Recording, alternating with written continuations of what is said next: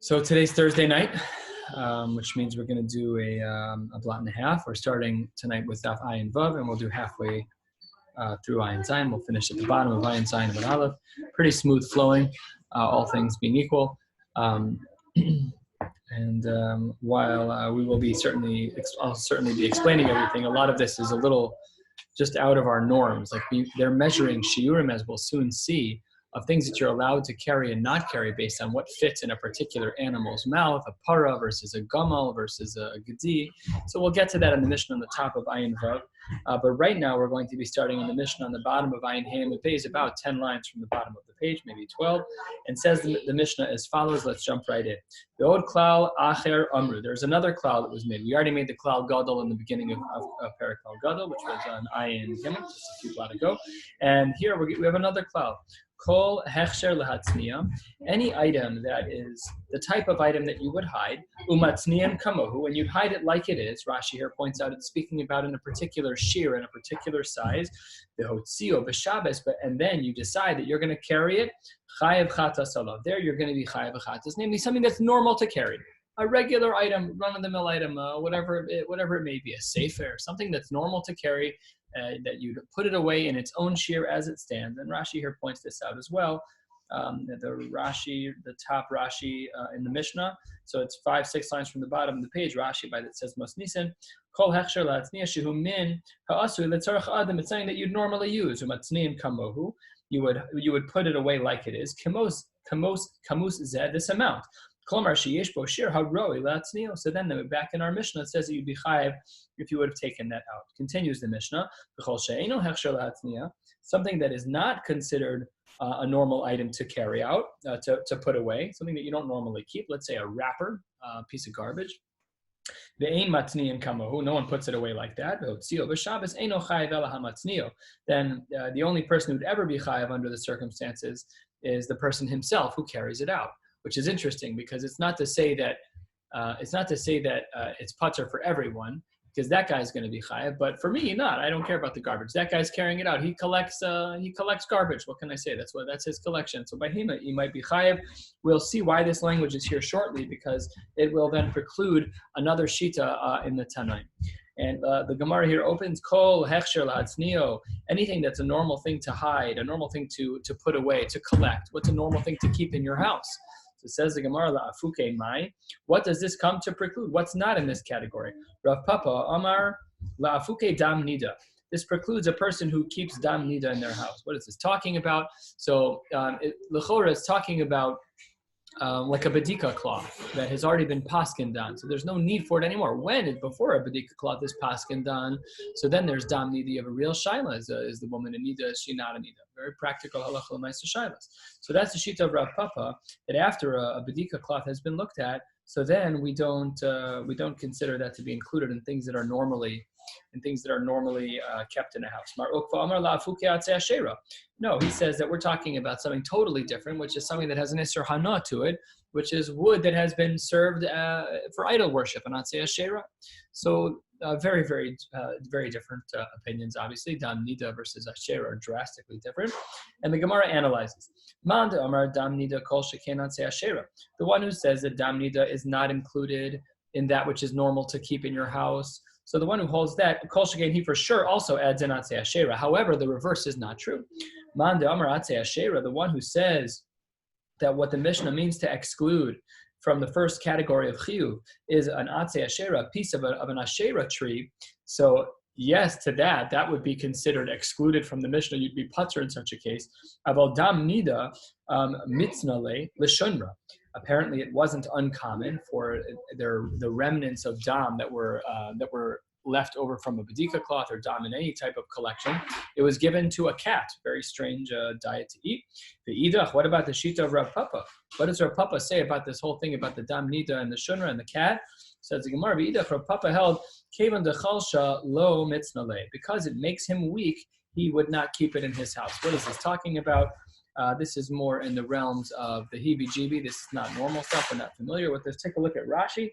Rashi, Dibur HaMaschil, Kevan dechalsha, the last words on the third to last line, Kevan dechalsha, says Rashi, Hamachil dam ha'adam lechatul, a person who feeds human blood to a cat, na'aseh chalash osa adam. You who are giving the blood to that animal, to that cat, you're the one who becomes weakened. Very, very interesting. Again, we don't know what it means. It's not really part of our halachic parlance today. And anyways, no one is matzniya dam nida, other than for a bedika. After that, they get tossed. So that's what the Gemara says is the machlokes here between Rav Papa and Mar Ukva. Last line of this particular part of the Gemara, Amar Rabbi Yossi bar Chanina. Hi, this Mishnah that we just learned, de lo Reb Shimon. Our Mishnah is not like Reb Shimon because we said there are some things that are normal to carry out and some things that are not normal to carry out. What does Reb Shimon hold? Reb Shimon, ha'amar lo amru kol hashiyur halalu ela lematzni ehen. In all cases, we only look at how the person keeps them purely subjective. There are no objective standards. It's only subjective, which means that there's a kula in that as well. That if there's something that that by you is not chashuv, even though by other people it is, so by you it's not carrying, because by you it's not chashuv. So let's say that a person has a huge stamp collection. You don't care about stamps. You don't. So then by you, maybe you'd be patur. So it'd be a big kula to say the shita of Reb Shimon, and that clearly does not align with our Mishnah. The last line on Ayin Hey Amud Beis, as we turn to the top of Ayin Vav Amud Aleph, B'chol she'eino hechsher lehatzniya. What about the second part of our Mishnah, where we said that something which is not normal to keep in one's house? So then, let's see what the Mishnah said. We said in those cases, eino chayiv ela hamatznio. The only person who would ever be chayiv in such a case is the person himself, who is actually carrying it. I gave the example earlier of carrying a wrapper. Amar Rebbe Lazar, this part of the Mishnah is Zelok Reb Shimon ben Elazar. This doesn't work with the opinion of Reb Shimon ben Elazar. Why? What does he say? So it says the Gemara, the Tanya, the Brisa says, Klal Amar Reb Shimon ben Elazar. Kol she'eino kasher lehatzniya ve'ein matzniyan kamohu. Anyone who has an item that's not normally kept, and it's not normally kept in that shear, in that form, in that fashion, and then v'huchshar lazeh v'hitznio, and ve'ein matzniyo kamohu v'huchshar lazeh v'hitznio. But for this guy, he likes it, and it's something that he wants to keep at his house, and he wants to put it away. Uva acher, and somebody other than him, somebody else in the family comes in and says, I know that by him this is chashuv, even though it's really not so chashuv. It's a collection of wrappers. It's gum wrappers. So you remember when we were little kids, the bazookas, they had a little joke wrapped around them in Hebrew that had numbers on them. So people used to collect them. So it's garbage. It's garbage. So by the kid's going to keep them if the adult comes and takes it out. So it says this Mishnah, the one who carries out the wrappers that are otherwise insignificant will be held accountable. And this doesn't work with our Mishnah, because if we look at the last words of our Mishnah on the bottom of Ayin Hey Amud Beis, what does it say? Only the person who himself would be willing to store it, he's the one who is considered to be chayiv. However, here we've extended it b'machshava shel zeh, that I who keep the wrappers, but you carried it out. So because by me it's chashuv, so my machshava transfers to you, and therefore you will have violated an Isser Torah. The next Mishnah, we're going to get into some shiurim about what's allowed to be carried out. Different foods have different measures. Let's see what the Mishnah has to say. 6 lines down to 9. Vav Amud Aleph. Hamotzi teven kimalopi para. Someone is going to take out teven, which is hay or straw of some kind. So then, what is the shear? It's the amount that a para, that a cow would put in its mouth. That's the amount that the para normally would eat. Atzah, we'll see what atzah means in the Gemara. Kimalopi gamal. The gamal had a larger mouth, was able to hold more, and his food, his fodder was parla. His fodder was atzah. Amir, another type of food. Kimalopi tzle, like a tzle, like a smaller animal. Asavim, different types of grasses. Kimalopi gedi. Ale shum v'ale b'tzalim. What about the leaves of garlic and the leaves of onions? So there, it depends. Lachim, when they are dried out, it's kigrogris, like the shira of Isra on Shabbos, which is well known. Yeveshim, but when they are dried, the first one was lachim, when they are moist, When they are lachim, when they are moist, so then it has a shira of grogris, yeveshim, but when they're dry, then it's kimalo pigdi, it's like we said in our Mishnah earlier, like the amount that would fit in the mouth of a gedi. And because each of these animals have differently sized mouths and they have different foods, so we're not allowed to be mitzdaref, the two different shiurim. So let's say that an animal carries out, let's just look at the first example. An animal carries out half of a mouthful of teven and half of a mouthful of atzah. So l'chora, the animal would not have violated the isser of shvisas behema, or if a human's carrying it out, maybe he wouldn't have violated if it was to feed a behema. So that's what the Mishnah concludes with, is that you cannot be mitzaref these shiur. Says the Gemara, my atza. We said by the gamal, by a camel, atza kimalo pi gamal. So what does he say there? Amar Rav Yehuda, teven shel mine kitnios. It's a type of growth, a type of stalk or straw that grows out of a certain type of a bean, and it was a legume, and it was the kind of thing that a camel would eat. Kiyasa Rav Dimi, when Rav Dimi came from Eretz Yisrael to Bavel, he taught us the following Torah. Amar, hamotzi teven kimalopi par legama. Let's say that you give the food of a cow, teven, but you give it to a gamal, you give it to a camel. So how would we then assess whether or not you violated halacha by carrying out the incorrect amount of, by carrying out too much food? Teven, kimalo pi para legamal. If you give a para's mouthful of teven to a camel, remember the camel still has more space in his mouth. He has a larger mouth. So his mouth is not full, but it's with a shear that would have been considered full for a para, just that it's in the mouth of another animal. So that's a machlokes amoraim, 1/3 of the way down. Rav Yochanan Amar Chayev, Rav Shimon ben Lakish Amar Pater. That's a machlokes. So Rav Yochanan said Chayev, and Rav Shimon said Pater. Be'urta Amar Rav Yochanan Hachi. At night, Rav Yochanan said his shita of Chayev, and then when he woke up in the morning, he slept on it, and then he changed his mind. Let's Safra Hadar Bey. In the morning, he changed his mind. Rav Yochanan said, "You're right. When is teven kimalopi para? When you give the amount of teven of straw that's normally fed in the mouth of a para, and you put it in the mouth of a camel," Rav Yochanan rescinded his opinion and says, "No, I actually agree that you're pater." And on his retraction, there's a machlokes. It says the Gemara, Amar Rav Yosef, Shapir Avid. He did a good job to go back on his opinion to Hadar, to Halo Chazi Lagamal, because that food is not shaykh for a camel. They don't eat teven. They eat atza. You can't just say that it's the normal thing to carry in its mouth. It's not. They don't eat teven. They eat atza. So that's why Rav Yosef was of the opinion that it was a good idea that he retracted his opinion that Rav Yochanan said this case is not chay but rather pater. Amar le Abaye, Adarabba. I totally think the opposite. He should have kept his initial opinion like he said the night before. Kidemei ikara mistabra. His initial opinion makes sense. Da chazi lepara. Because even though it's true it's in the mouth of a gamal, but it's still chazi lepara. It's still a shear of food that's fit for something. It's a shear of food that's fit for a para. So we should have said that you're still chay. Ella ki asa Ravin, when Ravin came up to Babel, again, I think I mentioned this last time, that whenever you see Rav Dimi, you often see Ravin. So we just saw a few lines ago ki asa Rav Dimi. Now we are seeing ki asa Ravin. Omar, he said, hamotzi teven kimalopi para legamal to kuli amalo pligi dechayv. No, you got the story from Rav Dimi wrong. Rav Dimi is either misstated or you misunderstood him, because Ravin says someone who takes out teven kimalo pipara, you have teven that fits in the mouth of a cow, and had it been in the cow's mouth, he would have been chayiv. But you're giving it to a gamal there. Dekuli almalo pligi dechayiv. Everyone agrees in that case that you're chayiv. Where is the machlokes? Ki pligi. Where is the machlokes? Rav Yochanan Reish Lakish b'motzi atza kimalo pipara lepara. Let's say that the shear of food that you would give an utz, I'm just going to make this up. Let's say it's a pound of food that normally is in the mouth of a camel. And you can't fit that much food into the mouth of a para. So you take the camel food, which is utza, and you don't give a pound, you give a half a pound. That's how much food can fit in the mouth of a cow, whatever the case may be. So there, whatever the numbers are. So there, that's where Ravin says there's a machlokes. Ki pligi b'motzi atza, when you give camel food, kimalopi para lepara, and you fill the cow's mouth with camel food. There, do we say, because it's not the regular shear of atza. The regular shear of atza is like the mouthful of a camel. Yet here, it's in the mouth of a para, and that's a smaller shear. So would we say that shear of atza is problematic, yes or no? That's where we have our machlokes. The shitas of the Amoraim here are reversed as they were from what they were before.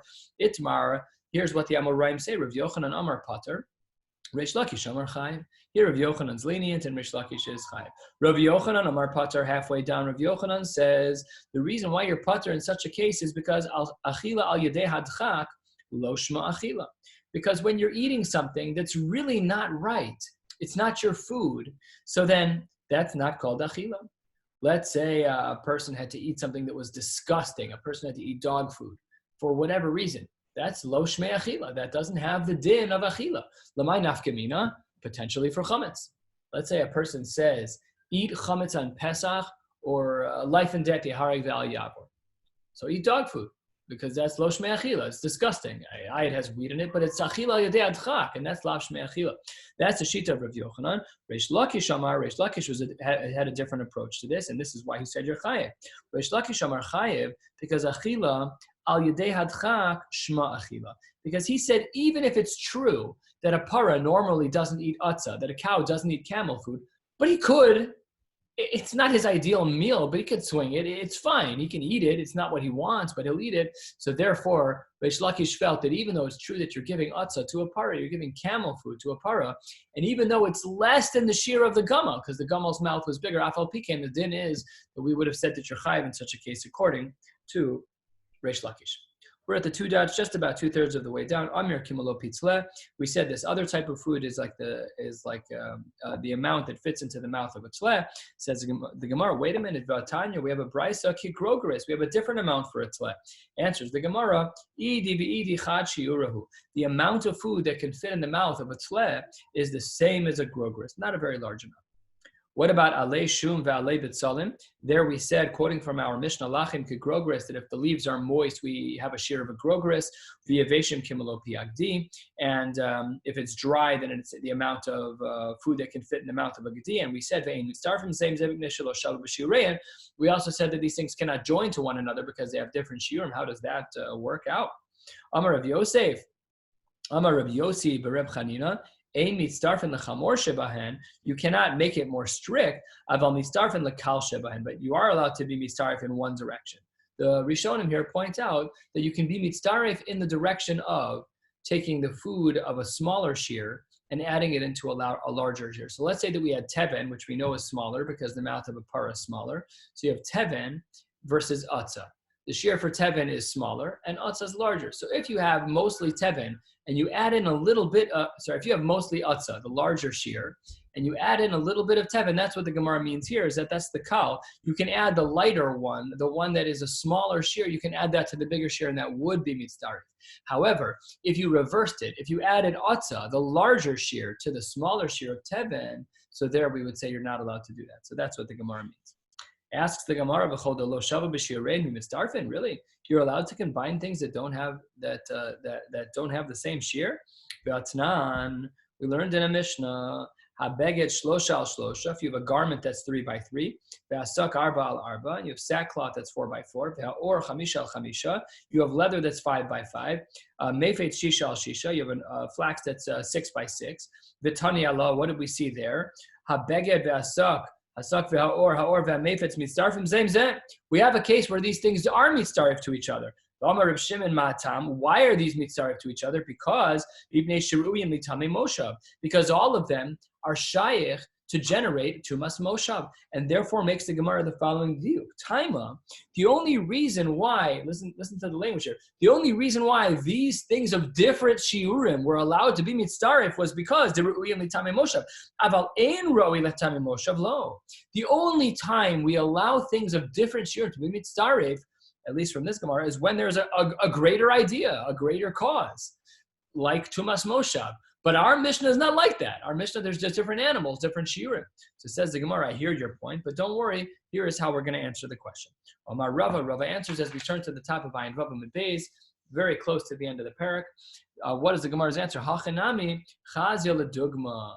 No, let's say that you're a person who sells animal feed. So you're going to go into your front window where the mannequins go, and you're going to lay out all of the different types of feed in the same place so people can see what you're selling. So because it's chazia ledugma, because you're going to lay it out together, it's therefore similar to the case that we just saw on the bottom of the previous page, where we saw the Mishnah that allowed us to be mitzaref shiurim for the sake of that which was commonly tamei tumas moshav.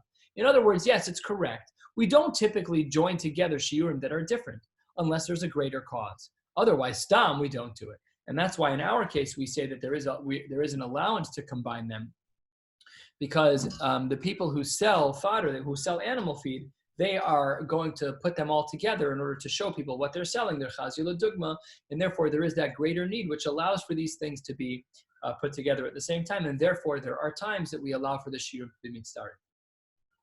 Baruch atah Adonai Eloheinu melech haolam she'akol nihya b'varo. Says the Mishnah, the last Mishnah in Parak Klal Gadol, Hamotzi Ochim Kegrogris Chayev. someone who carries out into a Rishus Harabim, you're carrying out a food in the shear of a grogeris, you are chayav. And they combine with each other because they're all the same shear. A little bit of this, granola bar, a piece of cake, whatever. The shiurim are all mitzdaref. As long as it's food, you're good. What's the exception? Third line, ayin vav amud beis, chutz, mikli pasan, from peels, v'garineim, the seeds, v'uktzehem, the thorns, the suban umorsanan. These are the rough, inedible parts of fruits. Let's think about a pineapple. There's certain pieces of it in the middle that are just inedible. It's too hard of a fruit to eat. So these are the parts of the fruit that are inedible. So it says the Tanna Kama, those things are not included in the shear. Just lemaisa, let's say that you're eating a fruit that has a very large pit in the middle. You're eating a mango. So the pit in the middle doesn't count. So what if the grogeris is only a grogeris with this? So that doesn't count. So then you're not chayav. So when we measure, we have to remove the pit in its volume in order to measure whether or not it's a grogeris. Rabbi Yehuda Omer, no. In general, we do include all of those things. Just chutz miklipe adashim shemizbashlos imahen. He says this doesn't apply to the peels of lentils that are cooked together. There we say that those are included. I have a suban and morsan lo mitzdaref, these pieces of fruits and vegetables that are very difficult to eat, they're not mitzdaref. We have a Mishnah. Chamesh esravoim kemach ve'od chayav mechala. Hain, the suban, umorsanan. They're all chayav in challah. What does that show you? That it's a barachila. So if we see in this Mishnah that as it relates to hafrashas challah that we include suban and morsanan, then why in our Mishnah does it say they're not included? Because a poor person is willing to eat it. A poor person is willing to eat bread that has things in it that are not so gishmak. That's not us. We eat like rich people, relatively speaking. We would never eat food that doesn't taste good intentionally. For health purposes, we may. But the Isa Belusa, Rashi here points out, Rashi right next to the word Belusa, Rashi says, Dibur Maskal Belusa, Mi'ureves Besubna V'morsana. So it's got stuff in it that doesn't taste so good, but the poor people are willing to eat it. That's why there are some cases where we include, as we do by Afrashas Challah, because poor people eat it, we therefore include it, but our Mishnah is not referencing poor people. Rabbi Yehuda Omer chutz miklipe adashim hamizbashlos imahen, says the Gemara, wait, adashim, lentils in pulin lo. You wouldn't say the same thing about beans? You should. About Tanya, Rabbi Yehuda Omer chutz miklipe pulin ve'adashim. We have another, is this a brisa? We have a brisa that includes not only adashim but also pulin. So why is it that you said that your din in the Mishnah Rabbi Yehuda is only about adashim? It should also be inclusive of pulin, of beans. Says Gemara, lokasha b'chatati be'atiki. It depends how old the beans are. Take a look at Rashi, Dibra Maskil B'chadati. Rashi says, Klipasan mitzdarfin, that when they're new, the peel is included. Ha be'atiki, back in the Gemara, but the old ones are not. Atiki, my time alo. Why are the peels not included when the beans are a little bit old? Answers the Gemara, Amar Rabbi Abba mipnei shenirin kizevuvin b'ka'ara. Because they look disgusting. They're shriveled up. They look like a fly. Zevuvin bikar looks like a fly inside. It's not edible. No one would eat it. It doesn't look good. And therefore, we make a distinction between pulin. And that's why in our Mishnah, we only included adashim. And we didn't include pulin because we were talking about, as it relates to our Mishnah, pulin atikin, which would not be included. Baruch Hashem, hadron alach klal gadol. Hadron alach klal gadol. Hadron alach klal gadol. And Hashem will come back to this parak in 7 and a third years altogether. The next parak is parak Hamotzi Yayin. Hey, we got to celebrate. Come on. Even on recording, you can celebrate a little bit. Everybody clap a little bit. Mazel tov. We could have been together celebrating tonight, is all I'm saying. Mark would have brought a lot of booze for tonight. I have booze, I have herring, I have cholent, I have kishki, I have whatever you need. Even if it's not tasting good, Rabbi Karesh, you would eat it. Not herring, not herring. I'll stop by, Burke. All right, perfect. Okay, opens the next parak of Hamotzi Yain. We're going to be learning a lot about shiurim. Continuing learning about shiurim, opens the Mishnah here. Hamotzi Yain kedei mezigas hakos. What is the amount of wine that one has to carry out on Shabbos in order to be chayiv? That is the amount kedei mezigas hakos. As we've learned a number of times, the wine back in their day was extremely strong. In its raw form, it was possibly not even borei pri hagafen, such a strong bracha. And what they would do is they would dilute it. We'll see what the ratios are a little today. It was 3 parts water, 1 part wine. And possibly Abai will argue with that a little bit from another Marimakom. But nevertheless, in order to carry out the violation of Isser, to carry on Shabbos, Hamotzi Yain K'dei Mezigas Hakos. Chalav Tegmiya, however much it takes to feed a child, to swallow. Dvash K'dei Litein Ala Katis, What about honey? That's for an injury. Take a look at Rashi. They were maskal katis, the fifth line of Rashi in this parak. Begabe hasusim v'agmalim. There's small injuries on the backs of horses and camels. Machmas hamasos, because of that which they're carrying. They put honey on top of them, which would keep them covered from the elements to some degree. Says the Gemara, shemen kedei lasuche v'rkatam. We'll see what this means in the Gemara. Oil in order to anoint a part of the body. Mayim kedei lashuf ben esakilor. Water in the amount to add to some salve that's being used for your eye. Ushar kol hamashkin b'revis. V'chol hashofchen b'revis. We'll see what all of this means in the Gemara. Not today, but in general, we'll see it. Everything that gets poured is with the revis. Rishim and Omer kulan b'revis. All of the shirim are with revis. No need to specify the wine. Everything that we learned above is in the shir of a revis. And below Namru, Reb Shimon or Kulam Revis, and this is the Reb Shimon that we saw a moment ago who doesn't fit with our previous Mishnah. What does he say? Reb Shimon Omer Kulam Revis, below Namru Kolashin Halal Velal Matzni Ehen. It's always subjective. It really does depend on that particular person. How does that play out with the fact that it's Kulam Revis? You're saying all of them are Revis. And then it's also kul on the matzni, and it really depends on the person. We'll discuss that as well. Opens the Gemara 5 lines from the bottom line. Vavam beis. Tana kedei mezigas hakos yafe. Not just a regular mezigas hakos, but mezigas kos yafe. Does that mean a bigger cup? What's mezigas kos yafe? Asks the Gemara. My kos yafe. Answers the Gemara. Kos shel bracha. We're not talking about stam cup when you're thirsty. That could be bigger or smaller. We're talking about a halachic cup of wine. So there has to be enough raw wine in the cup to make a kos shel bracha. Chazanish, Rav Chaim, no, whatever the shear is. The lighter shear is 3.3, 5 point whatever, different shear. Says the Gemara, Amar Rav Nachman, Amar Rabbi Bar Avua, kos shel bracha tzarach shehebo rova revis kadesh yibzegenu v'yamad al revis. The amount of wine that we need is enough so that when you're done adding the water, it's a revis. So you only need a reva, let's follow the language, rova revis. You only need a fourth of a revis of wine. So when we say the language of revis, we're usually saying revis hahin. It's a fourth of a hin, which is a measurement. Now we're talking about a rova revis, a fourth of the fourth of a hin, a fourth of the revis. Because what we do is kadeshim again of yamad al revis, so that when we dilute it with these 3 parts water, then we'll have the full cup. So you don't have to carry a shear. You have to carry a fourth of a revis in order to be chayiv on carrying the wine. Amar Rava af onanami tanina. We've already learned this. Turning to the top of vine Zayin Amar Aleph. Where did we learn this? Hamotzi yain kedei mezigas kos. We already learned this. One who takes out wine is based on mezigas kos. V'tani Allah. What did we learn? We learned kedei mezigas kos yafa. We already learned this. This is in a brisa. The katani seifa. We learned over there. Rishar kol hamashkin b'revis. We learned over there as well. It's a side aspect of this din, but all other liquids have to be with a revis of wine. But just not wine, have it with a revis of liquid. That's the shear. That's the shear to violate the Isser. But with wine, it's a fourth of a revis. Says the Gemara, Rava, the time he follows his own shita, the Amar Rava, Kol Chamra de lo dara al chad tlas maya lav chamrahu. Any wine that doesn't have a ratio of 1 part wine to 3 parts water is not considered wine. Wow, what does that mean? It means you don't make a bracha? If you put in more than that, what if you put in less than that? Is it less? Then it's in the bad flavor category. How exacting do you have to be? Okay, Rabbi Shita requires analysis. So the Gemara says, hold on one second. Amar Abaye, shtei tshuvas badavar. Hold on one second. I have 2 questions for you, Rava. Says Abaye. Number 1, Chada, Ditnan, we have a Mishnah. The Mishnah, we learned this in Maseches Nida. Ve'hamazug shnei chelkei mayim. One who dilutes wine with 2 parts water, ve'echad yayin, mean hayayin hashironi, from wine from the Sharon area. So if you remember what that Gemara was talking about, there we were talking about the colors which are problematic for a woman as it relates to Hilchos Nida. So how did the Gemara there determine colors? They used wine which had a red coloring to it to say that if kesem is a particular color, if the dam on a padika cloth is a particular color, mutter, aser, tahor, tame, whatever the case may be. So that's what the Gemara says over there. So that was question number 1. Hold on one second. Rava, you said it's 3 parts water, 1 part wine. I have a Mishnah Nida, 2 parts water, 1 part wine. Who says you're right? That's question number 1. Question number 2, ve'od, mayim shebekad umitzdarfin. We said that the dilution of the wine it happens at a later point. But what did we say on the bottom of the previous page? That it's only rova revis.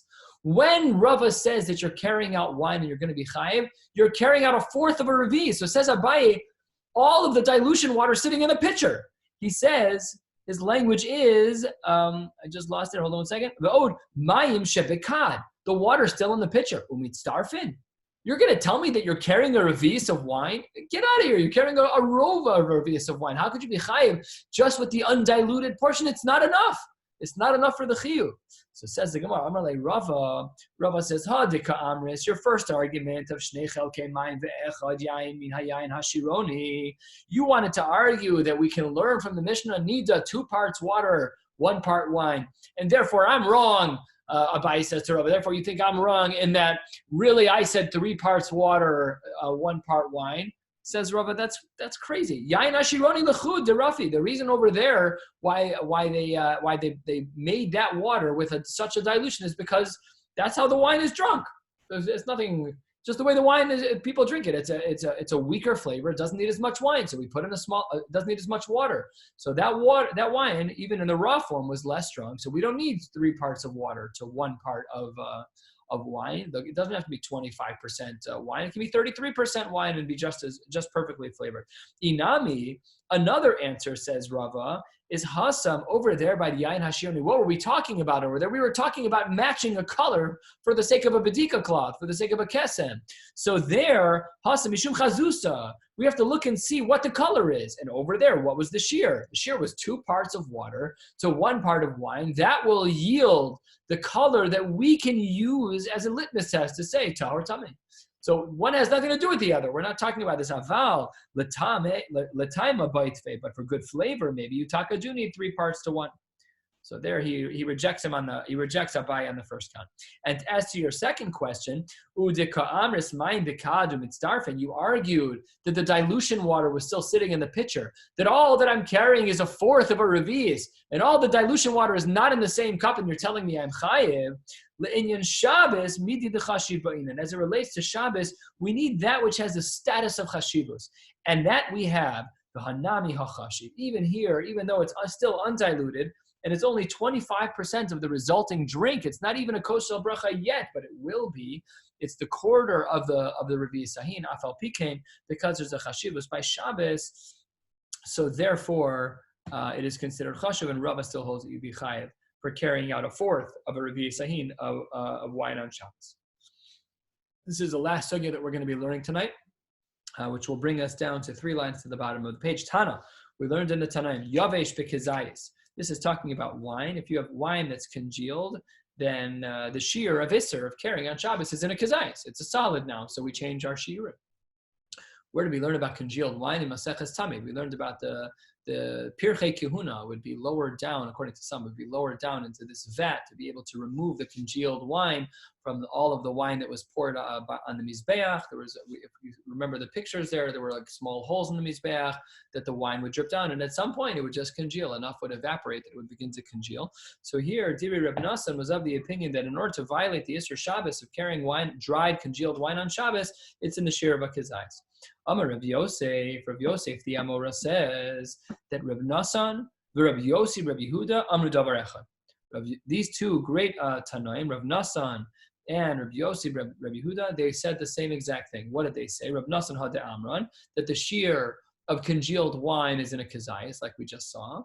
And Rabbi Yossi, Rabbi Yehuda, the Tanya, and what does he hold? The Tanya, Rabbi Yehuda Omer, Shisha Dvar Mikule Beis Shammai and Michumra Beis Hillel. There were 6 scenarios where there were leniencies by Beis Shammai and Chumras by Beis Hillel, and one of them was Dam Nevela.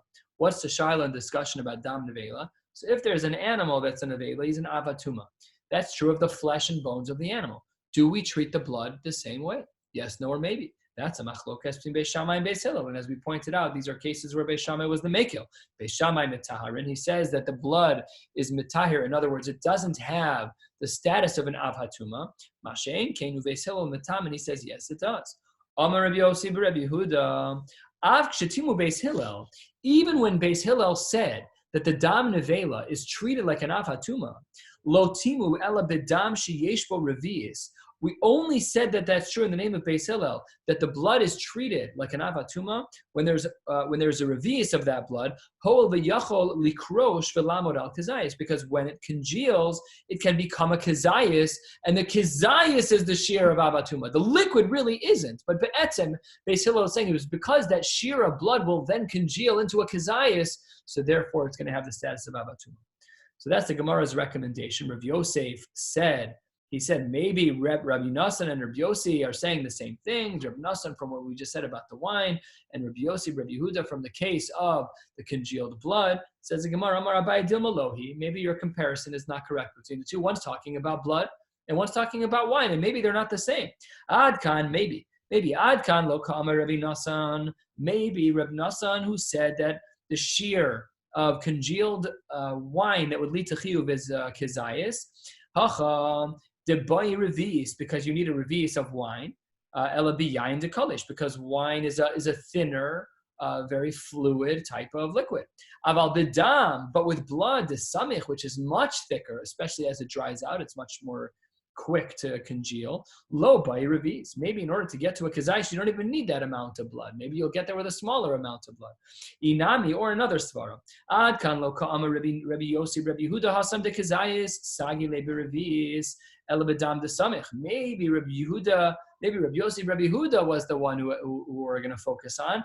And maybe by him, because the blood was thick, so therefore a revis will suffice. Aval yayin, but because wine is the kalish, it's very liquidy, it's not like blood.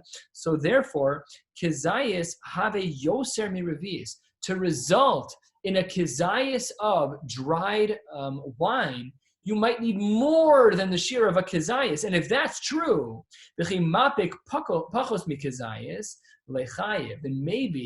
maybe you would still be chayiv if you took out less than a kizayis of congealed wine, because it took more than a revius of wine to get to that kizayis.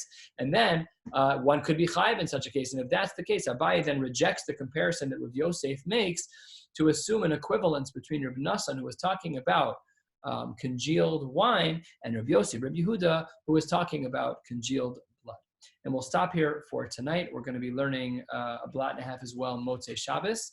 And I hope you all have a beautiful Shabbos.